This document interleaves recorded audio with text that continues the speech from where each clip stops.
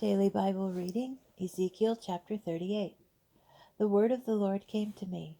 O mortal, turn your face toward Gog of the land of Magog, the chief prince of Meshech and Tubal. Prophesy against him and say, Thus said the Lord God, Lo, I am coming to deal with you, O Gog, chief prince of Meshech and Tubal. I will turn you around and put hooks in your jaws, and lead you out with all your army, horses and horsemen, all of them clothed in splendor, a vast assembly, all of them with bucklers and shields, wielding swords. Among them shall be Persia, Nubia, and Put, everyone with shield and helmet, Gomer and all its cohorts, Beth Togarmah in the remotest parts of the north and all its cohorts, the many peoples with you. Be ready, prepare yourselves, you and all the battalions mustered about you, and hold yourself in reserve for them. After a long time you shall be summoned.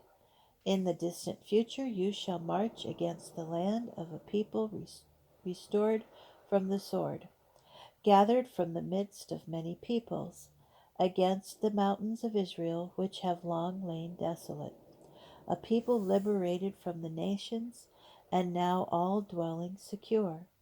You shall advance. Coming like a storm, you shall be like a cloud covering the earth, you and all your cohorts and the many peoples with you. Thus said the Lord God, on that day a thought will occur to you, and you will conceive a wicked design. You will say, I will invade a land of open towns. I will fall upon a tranquil people living secure, all of them living in unwalled towns and lacking bars and gates, in order to take spoil and seize plunder, to turn your hand against repopulated wastes and against a people gathered from among nations, acquiring livestock and possessions, living at the center of the earth. Sheba and Dedan and the merchants and all the magnates of Tarshish will say to you, Have you come to take spoil? Is it to seize plunder that you assembled your hordes? To carry off silver and gold? To make off with livestock and goods? To gather an immense booty? Therefore prophesy, O mortal, and say to Gog, Thus said the Lord God, Surely on that day when my people Israel are living secure, you will take note, and you will come from your home in the farthest north, you and many peoples with you, all of them mounted on horses, a vast horde, a mighty army, and you will advance upon my people Israel, like a cloud covering the earth.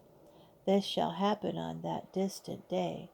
I will bring you to my land, that the nations may know me when before their eyes I manifest my holiness through you, O Gog.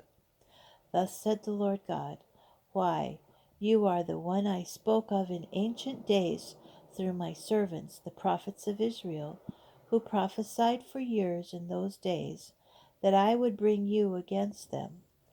On that day, when Gog sets foot on the soil of Israel, declares the Lord God, my raging anger shall flare up, for I have decreed in my indignation and in my blazing wrath.